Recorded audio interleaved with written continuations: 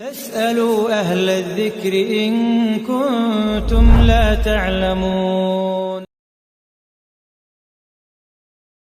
Tentang masalah setelah kita mati, kita akan di mana? Gitu. Maka ini yang menjadi bahasan kita. Ada yang dikenal dengan alam kubur atau alam barzah. Ya, jadi proses kita adalah alam dunia selama yang kita hidup di sini. Kita pindah ke alam kubur atau alam barzakh, kemudian kita menuju ke alam akhirat, puncak daripada timbangan amal baik dan amal buruk, lalu surga dan neraka.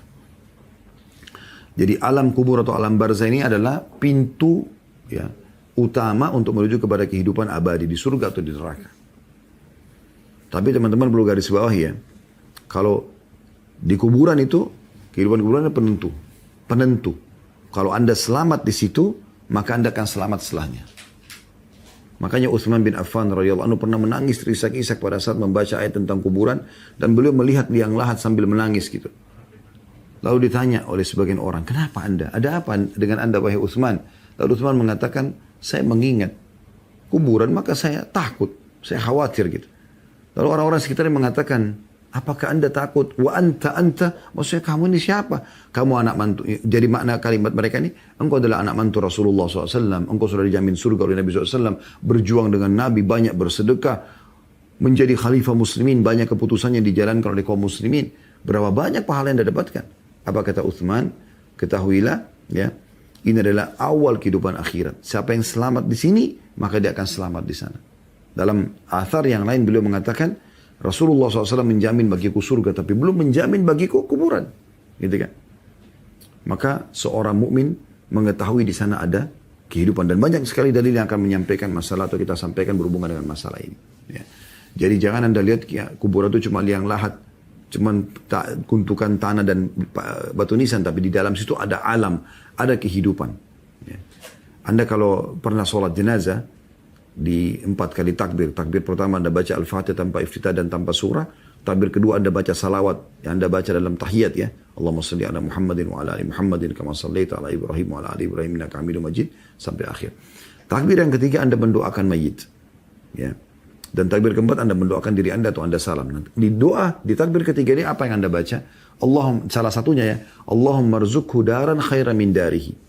Ya Allah karuniakan dia rumah atau tempat tinggal lebih baik daripada tempat tinggalnya di dunia. Berarti kan ada kehidupan di sana. Wa ahlan khairan min ahlihi. Dan keluarganya lebih baik daripada keluarganya di dunia. Karena dia akan ditemani oleh amal soleh yang nanti akan kita jelaskan ya. Dia akan ditemani oleh amal solehnya yang menjadi seperti keluarganya di kuburan itu atau di alam barzah. Wa jaran khairan min jiranihi. Wa jaran khairan min jiranihi. Dan tetangga lebih baik daripada tetangganya. Ini bukti nyata. Begitu juga Anda kalau ziarah kubur, apa yang Anda baca? Assalamualaikum dara qaumin mu'minin. Keselamatan untuk kan wahai penghuni negeri orang-orang beriman. Gitu kan? Jadi di sana ada kehidupan. Begitu pula di sana di kuburan itu keadaannya cuma 2. Tidak ada lagi yang ketiga. Menjadi taman dari taman surga atau lubang dari lubang neraka.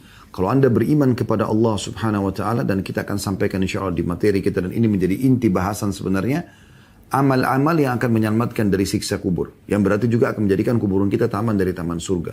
Ya. Kalau Anda beriman dan beramal soleh, maka akan jadi taman dari taman surga. Kalau Anda kafir kepada Allah, maka pastikan akan menjadi lubang dari lubang neraka dan siksaan. Tidak cukup di situ, pada saat Anda dibangkitkan nanti hari kiamat, ditambah lagi siksaan yang lebih berat di neraka nanti. Wa na'udzubillah. Ya. Di antara dalilnya juga adalah hadis yang sahih diriwayatkan oleh An-Nasa'i dari Masruq rahimahullah, seorang tabi'in, berkata dari Ummul Mukminin Aisyah radhiyallahu anha, beliau berkata dakhalat yahudiyatun 'alaiha, dari Aisyah atau kejadian yang terjadi pada Ummu Aisyah. Masruq mengatakan dakhalat yahudiyatun 'alaiha fastauhabatha syai'a.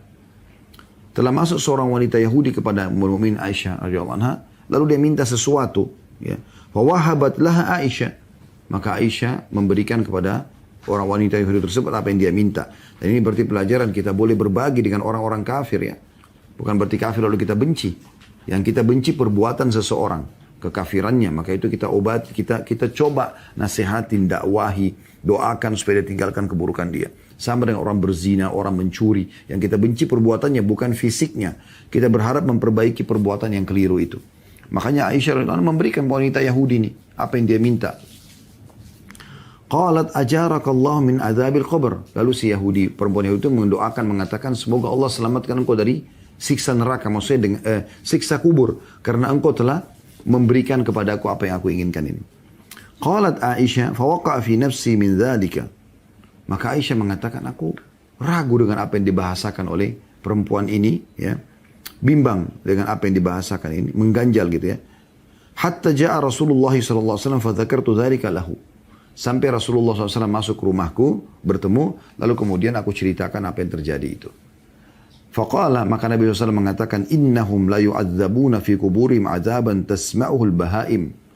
Ketahuilah bahwasanya mereka, orang-orang kafir, akan disiksa di alam kubur mereka dengan azab yang dapat didengar oleh hewan-hewan ternak. Berarti menandakan kuburan itu bisa menjadi lubang dari lubang neraka. Ya. Nanti kita jelaskan dalil juga yang lain ya. Juga riwayat Ibnu Abbas radhiyallahu anhuma tentang adanya memang kehidupan di kuburan, dan ini dari hadis Nabi SAW ya. Anna Nabi SAW kana yu'allimuhum hadha ad-du'a kama yu'allimuhum as-suratu minal Qur'an.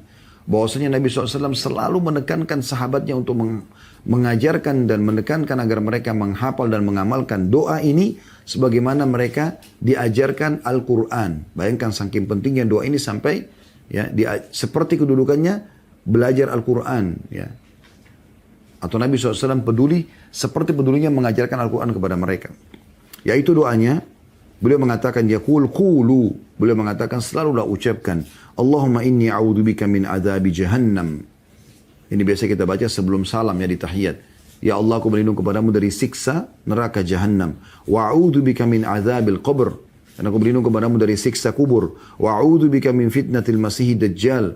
Dan aku berlindung kepadamu dari fitnahnya Masih Dajjal. Wa a'udzubika min fitnatil mahya wal mamat. Dan aku berlindung kepadamu dari fitnah kehidupan dan fitnah kematian. Hadis ini hadis sahih diriwayatkan oleh Imam Muslim. Ya. Dan dalil ini menjelaskan kepada kita teman-teman sekalian kalau ada kehidupan di alam barzah, baik ayat Al-Quran ataupun hadis Nabi sallallahu alaihi wasallam. Kita sekarang coba masuk teman-teman sekalian, dan nanti dalil ini menguatkan satu sama yang lain ya.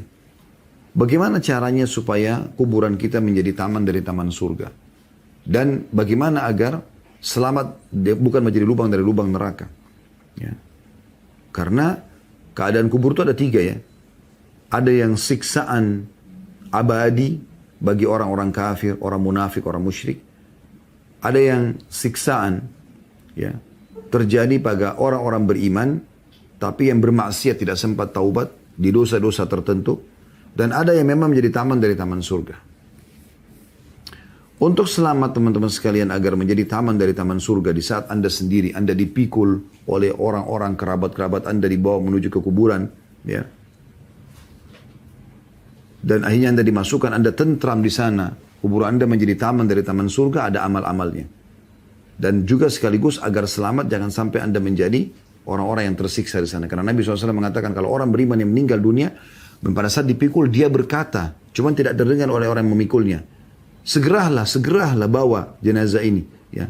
Karena bahagianya dia, karena dia tahu ya, apa yang akan ada di depan dia, sebuah alam di alam barzah menjadi taman dari taman surga. Dan kalau dia orang kafir, maka dia akan mengatakan, ruhnya akan mengatakan, celakalah dia, kemana kalian akan bawa? Karena dia sudah tahu di depannya akan ada siksaan. Yang pertama teman-teman sekalian, agar Anda bisa selamat dari siksa kubur, beriman kepada Allah Subhanahu wa taala.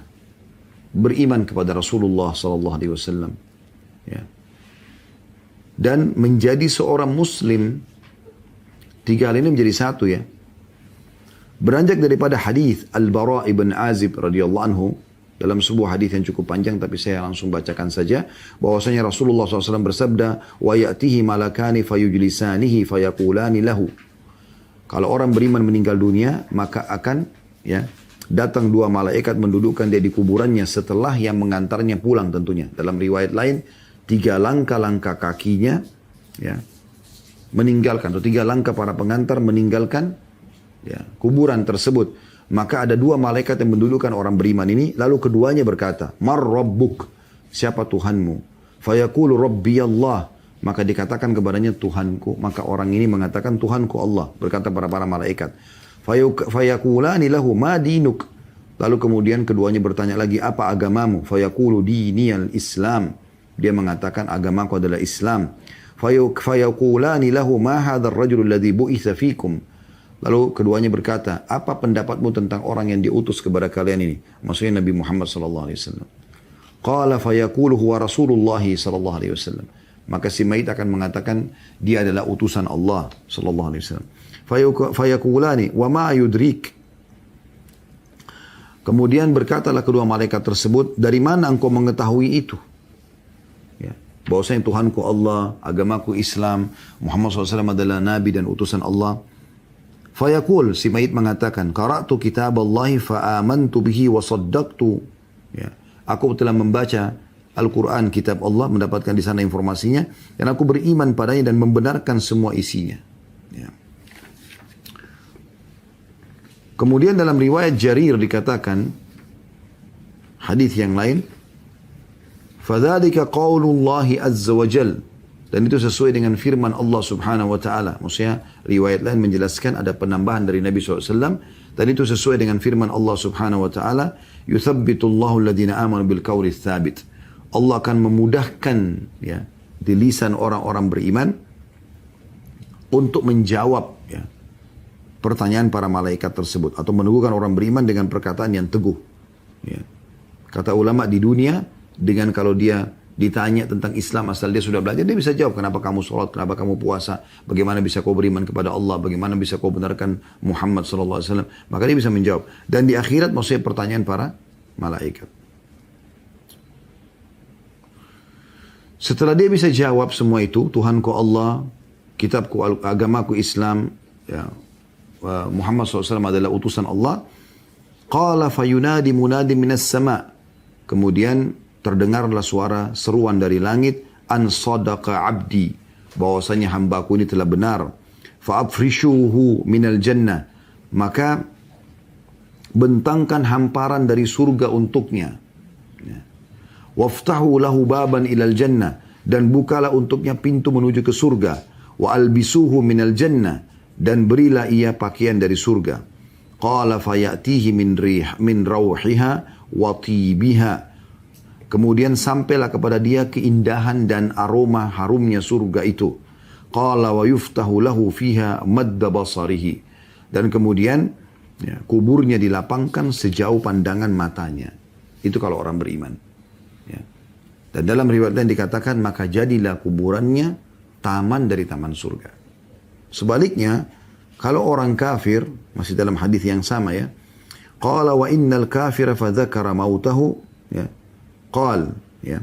Kemudian orang kafir pada saat dia wafat, wa tu'adu ruhuhu fi jasadihi, dan nanti akan dikembalikan ruhnya di kuburannya, di jasadnya, wa ya'tihi malakani fayudisanihi fayaqulani lahu. Maka dua malaikat mendudukkan dia, kemudian bertanya kepadanya, "Man rabbuk?" Siapa Tuhanmu? Fayaqulu ha. Dia hanya mengatakan saya enggak tahu gitu. La adri, saya enggak tahu. Fayaqulani lahu ma dinuk, apa agamamu? Malaikat bertanya, fayaqulu ha. Maksudnya saya enggak tahu. La adri, saya enggak ngerti. Fayaqulani ma hadzal rajul ladzi bu'itsa fikum, bagaimana pendapatmu tentang orang yang diutus kepada kalian? Fayaqulu ha la adri, dia mengatakan saya enggak tahu. Fayunadi munadi minas sama, kemudian terdengar suara seruan dari langit, an kadzaba, orang ini telah berdusta. Fa'afrishuhu minan nar, bentangkan ya jalan dari neraka. Wa albisuhu minan nar, berikan dia pakaian dari neraka. Waftahu lahu baban ilan nar, bukalah pintu-pintu neraka yang dengannya dia menuju ke sana nantinya. Qala fayatihi min harriha wa samumiha, kemudian sampai kepadanya dari panasnya neraka itu. Ya. Hawa panas neraka itu sampai kepadanya. Qala wa yudayyiqu alaihi kubruhu hatta takhtalifa fihi adla'uhu. Kemudian dinding kuburannya menjepit tubuhnya sampai membuat tulang-tulang rusuknya bersatu. Thumma yuqayyadu lahu a'ma abkamu ma'ahu mirzabbah, ya. Ma'ahu mirzabbatun min hadid. Ma'ahu mirzabbatun min hadid. Lalu kemudian diutus kepadanya malaikat atau seorang laki-laki, ya, malaikat yang buta dan bisu yang membawa palu godam besi di tangannya. sebuah besi yang sangat keras gitu. Lau duriba bihi lau duriba biha jabalun lasara turaban. Kalau seandainya mirzabba tadi min hadid, palu logam besi itu dihantamkan ke gunung, maka akan hancur gunung itu, akan menjadi seperti butiran tanah atau pasir. Qala fayadribuhu biha darbatan yasma'uha ma bainal masyriqi wal maghrib illa thaqalaini fayasiru turaban. Lalu kemudian dipukulkan kepada si mayit ini, wa na'udzubillah, dan pukulan satu kali itu semua yang di timur dan barat mendengarkan kerasnya pukulan tersebut kecuali jin dan manusia. Allah masih tutup kuping mereka, mereka tidak bisa dengaran pukulan tersebut. Qala thumma tu'adu fihi ruh. Kemudian dihidupkan kembali lagi. Ya, setelah dihancur dihidupkan lagi kembali. Ya, maksudnya dikembalikan lagi padanya ruhnya. Gitu kan. Karena dipukul, dia tidak mati, karena mati cuma satu kali. Tapi hancur jasadnya. Ruhnya terlepas. Diciptakan kembali jasadnya, dimasukkan lagi ruhnya, disiksa lagi. Begitu terus sampai hari kiamat. Dan hadis ini hadis sahih diriwayatkan oleh Imam Ahmad. Dari hadis ini kita bisa lihat bagaimana ya, kejadian di dalam kubur tersebut. Akan ada pertanyaan malaikat dan juga akan ada orang-orang yang menjawabnya dari orang beriman dan ada juga orang-orang kafir yang tidak bisa menjawabnya. Ya. Dan cukup banyak hadis yang berhubungan dengan masalah ini, beragam ya riwayat-riwayatnya. Karena melihat waktu tidak mungkin saya jelaskan semua karena riwayatnya cukup panjang ya. Tapi insya Allah cukup banyak materi kami tentang masalah alam kubur, alam barzah, mahsyar, ya, kuburan dan neraka. Ini semua sudah ada di YouTube, Anda bisa lihat insya Allah. Kemudian, kalau Anda selama hidup di dunia ini, Anda beriman kepada Allah SWT, beriman kepada Rasulullah SAW, menjadi seorang muslim yang benar, dan Anda istiqamah, maka pada saat Anda meninggal dunia, ya, proses meninggal, malaikat-malaikat akan datang banyak. Sekarang kan kita tidak bisa lihat malaikat, masih Allah tutup dengan ada hijab di mata kita. Tapi pada saat kematian kita akan lihat walaupun orang lain tidak melihatnya. Nah, ada di antara mereka yang duduk di kiri kanan membawa kain kafan dari surga. Kalau orang beriman, ada yang di ubun-ubun kepala, yang malaikat maut yang siap mencabut ruh. Dan ada malaikat-malaikat yang datang menyampaikan berita gembira. Ya. Bahwasanya kau telah beriman, beramal soleh, ya, maka tidak usah takut, tidak usah khawatir. Maka orang beriman hilang semua kekhawatiran dia tentang masalah kematian pada saat itu. Allah gambarkan dalam surah Fussilat. Anda bisa buka surah Fussilat ayat 30 sampai 32. A'udzu billahi minasyaitonir rajim. Innal ladzina qalu rabbuna Allah tsumma istaqamu tatanazzalu 'alaihimul malaikatu alla takhafu wa la tahzanu wa abshiru bil jannati allati kuntum tu'adun. Itu ayat ya 30 dari surah Fussilat. Kita akan baca sampai ayat 32, tapi saya terjemahkan dulu ini.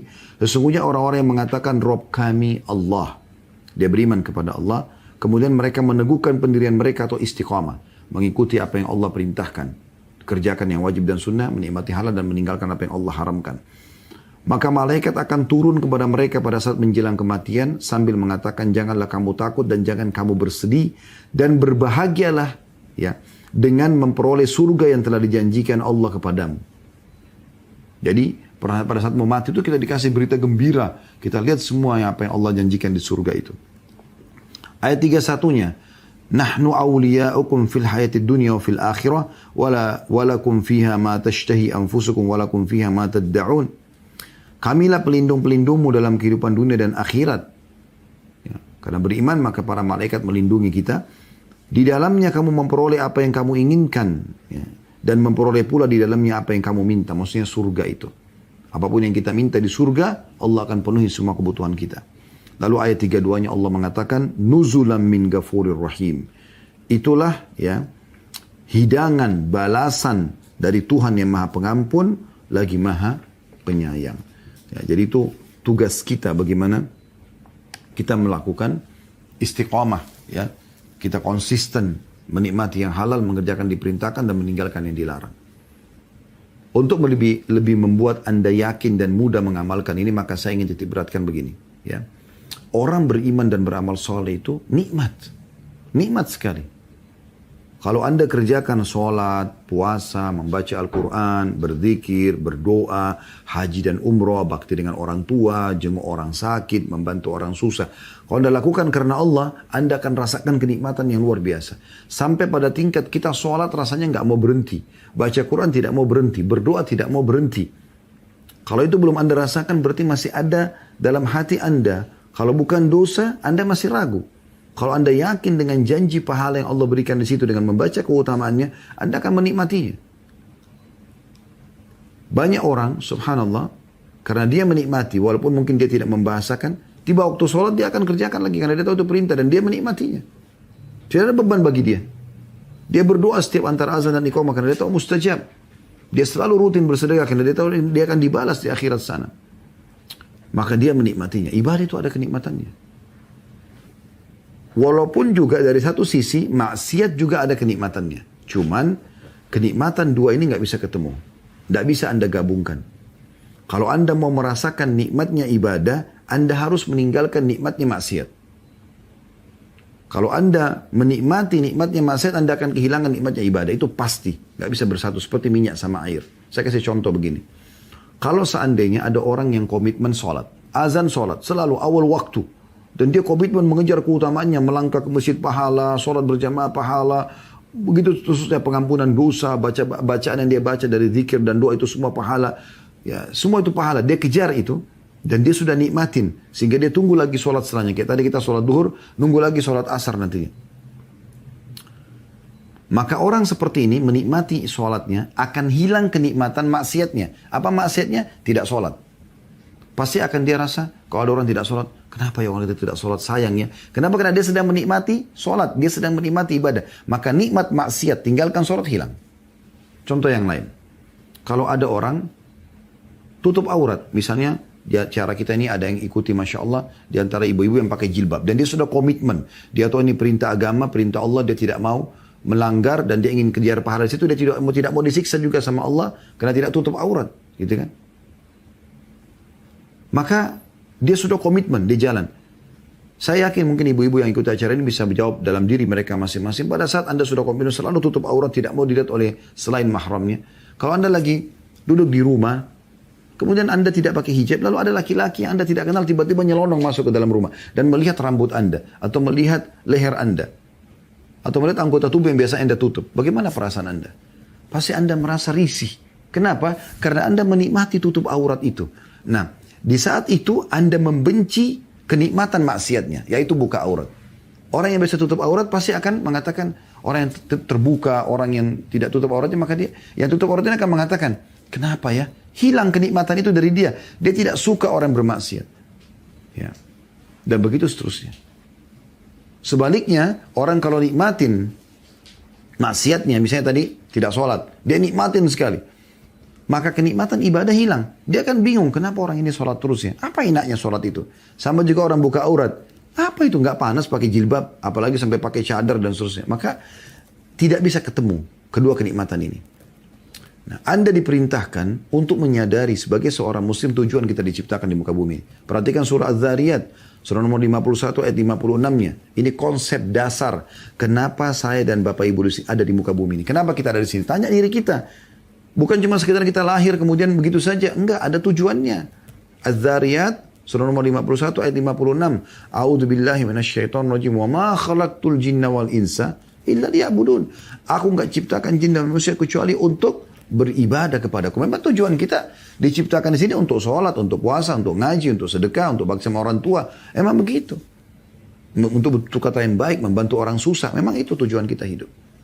Dan kita dilarang untuk melanggar. Tidak boleh zina, tidak boleh riba, tidak boleh gunjing, tidak boleh fitnah, tidak boleh segala macam. Nah ini poin penting yang harus disadari. Maka ini tujuan utama Anda diciptakan. Dan perhatikan baik-baik hadis Nabi SAW dari hadis Anas radhiyallahu anhu. Pentingnya kita pindah ke poin kedua ya. Setelah beriman kepada Allah, beriman kepada ya Nabi Muhammad SAW menjadi seorang muslim yang benar ya. Ini satu rangkaian kiat pertama selamat dari siksa kubur. Maka yang kedua adalah Anda sibuk dengan amal-amal saleh. Ini kiat yang kedua. Jangan luput dari Anda. Kerjakan semua amal saleh. Dan nikmati amal saleh itu. Bagaimana caranya supaya rajin mau berbuat amal saleh? Sederhana. Anda baca janji Allah di amal soleh itu. Kalau bahasa ceramah biasa fadilah. Anda biasa dengar di pengajian. Fadilah solat sunnah. Fadilah solat berjamaah. Fadilah puasa. Fadilah sedekah. Fadilah bakti sama orang tua. Itu janji Allah. Itu pasti terjadi. Anda baca itu Anda akan termotivasi mengerjakan. Anda kalau mau kerjakan ibadah apapun, baca dulu keutamaannya. Misalnya mau sholat malam, baca dulu fadilahnya sholat malam. Mau sedekah, baca dulu fadilahnya sedekah. Supaya Anda termotivasi, Anda kejar itu. Dan Anda akan nikmati nantinya. Ya gitu. Sebagaimana juga Anda kalau masih melakukan kemaksiatan, bagaimana caranya meninggalkan? Anda baca ancaman Allah di dosa itu. Kalau orang zina, kalau orang bohong, kalau orang riba, kalau orang mencuri, orang memfitnah, apa siksanya? Nah itu Anda akan tinggalkan dengan sendirinya. Itu konsep dasarnya. Maka mulai sekarang teman-teman sekalian, kembali kepada tujuan utama kita diciptakan Allah beribadah. Dan ketahuilah, ibadah yang kita kerjakan itu dikenal dengan, atau akan diberikan balasan pahala. Itu yang akan menemani kita di kuburan nanti. Sibuk dengan amal-amal soleh ini. Perhatikan hadisnya, hadis Anas radhiyallahu anhu, bahwasanya beliau berkata Rasulullah SAW bersabda, yatba'ul mayyita thalatha, akan ikut mengantar jenazah 3 ke kuburannya. Fayarji'u uthnani wa yabqa ma'ahu wahid. 2 akan pulang, 1 tinggal bersamanya. Jadi 3 yang antar mayit ke kuburan, ya. 2 akan pulang, tidak tinggal di kuburan, 1 akan tinggal bersamanya. Yatba'uhu ahluhu wa maluhu wa amaluh. Yang ikut 3 ini adalah keluarganya, hartanya, dan amalnya. Fayarju ahluhu wa maluhu wa yabqa amaluhu. Dan ketahuilah keluarganya sama hartanya akan pulang, sementara yang tinggal bersamanya amalnya. Secinta-cintanya, hadis ini hadis sahih diriwayatkan oleh Bukhari Muslim ya. Secinta-cintanya seorang suami pada istrinya, istri pada suaminya, orang tua pada anak, anak pada orang tua, sahabat pada sahabatnya, tidak akan pernah tinggal menginap di kuburan. Mustahil. Dia akan tunggu di situ setelah dimakamkan mungkin sejam. Mungkin sejam juga sudah lama. Dia berdoa, dia mungkin menyebut-nyebut kebaikannya mayit, mungkin. Ya. Setelah itu dia akan pulang. Istri kita bisa menikah sama orang lain, suami bisa menikah sama orang lain, anak-anak sibuk dengan kegiatannya, sahabat kita sibuk dengan kegiatannya. Emang sudah begitu. Nabi SAW sudah bilang, keluarga akan pulang, teman-temannya semua akan pulang. Hartanya, mobil Ferrari, mobil Arfat, semewah apapun mobil Anda, parkir paling jauh di pagar kuburan. Tidak akan masuk ke dalam. Setelah itu, akan pulang. Ya, akan pulang semua. Dibagi warisan. Yang tinggal apa? Yang selama ini Anda selalu lalaikan. Amal Anda, sholatnya, puasanya, sedekahnya, baca Qur'annya, zikirnya, ini semua yang dilupakan. Nah ini yang perlu digarisbawahi. Maka kiat yang kedua teman-teman, perbanyak amal saleh. Seluruh amal saleh. Dan amal saleh ini dalam kuburan akan berbentuk seperti rupa orang yang sangat tampan, bersih, wangi. Dijelaskan dalam sebuah hadis riwayatkan Imam Ahmad, yang hadis ini hadis sahih. Ya. Kata Nabi SAW, wa ya'tihi rajulun hasanul wajh, hasanul thiyab, tayyibur rih. Kalau orang beriman tadi sudah ditanya pertanyaan oleh malaikat, dia sudah jawab semuanya, ya, maka akan datang di sebelahnya seseorang yang sangat tampan, ya, hasunul wajh, hasunul thiyab, bajunya sangat bagus, tayyibur rih, wangi sekali, ya. Fayaqul, orang itu lalu berbicara sama dia di kuburannya, abshir billadhi yasurruk, terimalah berita gembira, berbahagialah kamu, ya, dengan apa yang akan kamu dapatkan, berbahagialah dengan apa yang akan membahagiakanmu. Hadza yaumuk, inilah hari kebahagiaanmu. Hadza yaumul ladzi kunta tu'ad, inilah hari yang telah kau dijanjikan, ya. Hari untuk menerima balasan amal-amal. Ya. Fayaqulu lahu man ant. Maka si mayit bertanya kepada orang itu, siapa kamu ini? Fawajhuka al-wajhul yaji'u bil khair.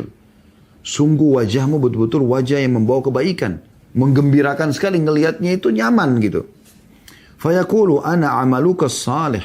Maka orang itu berkata, aku adalah amal solehmu. Fayaqul, ya, maka si mayit mengatakan, Rabbi aqimis sa'ah hatta arji' ila ahli wa mali.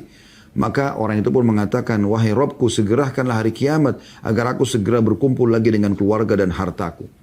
Artinya, dia akan ketemu lagi sama keluarga-keluarganya yang sudah yang masih hidup dan juga meninggal. Nanti di akhirat kan ketemu. Yang penting sudah beriman dan beramal soleh. Dan juga harta yang selama ini dia sedekahkan, ya, bentuk pahala, dia akan terima nantinya. Dan amal soleh yang penting sekali di antara seluruh amal soleh tentunya, ya, adalah zikrullah, berzikir kepada Allah dengan benar. Kata Muadz bin Jabal radhiyallahu anhu, ma amila adamiyun amalan anjalahu min adzabil kubur min dzikrillah. Tidak ada amal yang dikerjakan oleh seorang anak Adam yang paling bisa menyelamatkan dari siksa kubur dibandingkan zikrullah. Hadis ini diriwayatkan Malik, Tirmidzi dan Ibnu Majah dengan sanad yang sahih.